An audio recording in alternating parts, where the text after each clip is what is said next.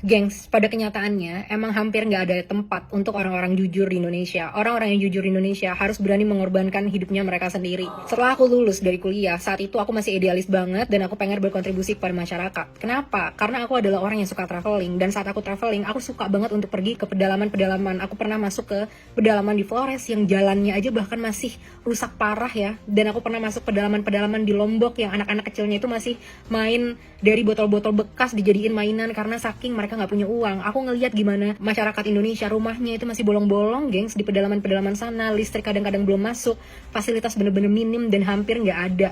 Tapi saat aku pengen berkontribusi dulu ke Indonesia, aku bertemu dengan pemerintah-pemerintah Indonesia. Nggak usah deh yang tinggi-tinggi, ASN-ASN yang jabatannya rendah aja.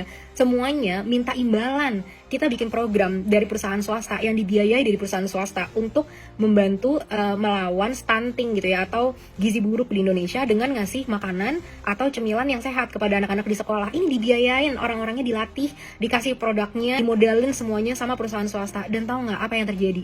Setiap aku ketemu beberapa pemerintah, nggak semua, tapi beberapa, itu selalu minta imbalan. Terus program ini apa untungnya buat saya? Apa untungnya buat sekolah? Jadi namanya korupsi itu udah masuk ke semua lini masyarakat, nggak cuma di pemerintah-pemerintah atas, tapi di bawah semuanya udah korup semuanya.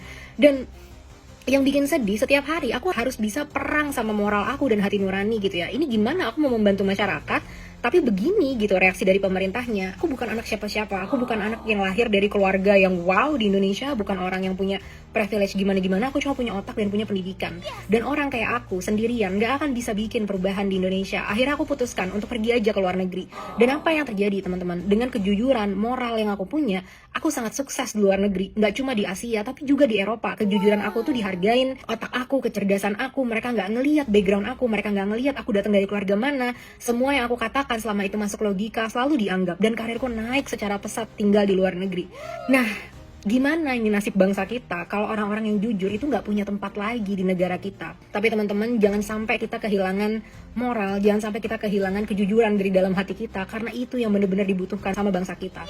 Aku berjanji kalau suatu saat memang aku udah berhasil membiayai segala macam hidupku dengan kualitas hidup yang aku mau, aku ingin banget mendedikasikan hidupku untuk ikut berkontribusi ngebangun negaraku yang sangat aku sayang ini. Tapi saat itu tiba, aku memastikan bahwa moralku sudah tidak bisa dibeli lagi dengan apapun, karena hidupku sudah sangat cukup. Please, untuk kita semua, jaga moral kita, jaga kejujuran kita, dan jangan sampai hancur dengan apapun yang terjadi di pemerintahan kita. Karena Indonesia tidak kekurangan orang pintar, Indonesia kekurangan orang jujur yang benar-benar baik dan mau berkontribusi kepada masyarakat, yang moralnya nggak bisa dibeli dengan uang berapapun.